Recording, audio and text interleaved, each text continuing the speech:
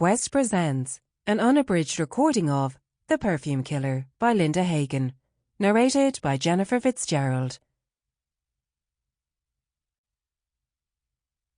Prologue.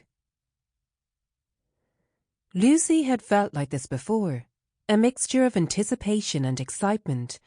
Nowadays she knew what was coming, and yet couldn't prevent the flutter in her stomach. The blackness all around was intense, almost smothering, so thick she felt enclosed in its steely grip. The air was hot and fetid. The only sound was the hush of almost held breathing. The sudden push from behind in the small of her back propelled her forward.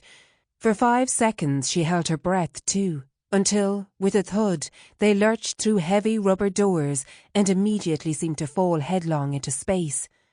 Involuntarily she screamed, joining with her fellow passengers, glad to reach out to her companion and grasp his arm tightly, digging her nails into his bare skin and feeling the beat of his heart as she lay against his body.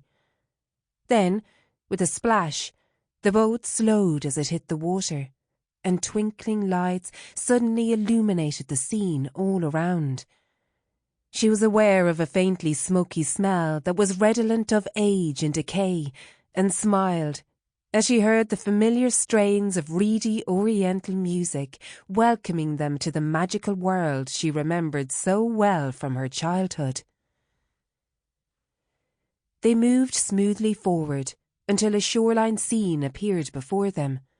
Animatronic figures, so lifelike with their beady eyes seeming to follow the travellers, bickered and bartered in a market square. A snake charmer played his pipe as a cobra rose mesmerisingly out of a basket, hissing at the passers-by.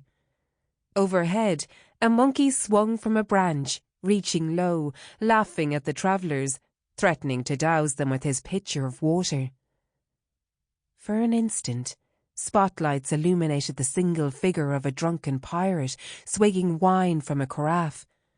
Another figure sprang into life just beside the boat, his leering grin accompanied by a loud, threatening laugh. Someone nearby giggled, a nervous giggle.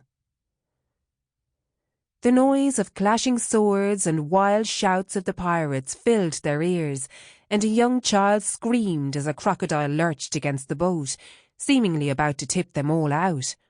Lights flashed as cannons fired, and for a moment, figures previously hidden in the black recesses of the cavern were brought to life.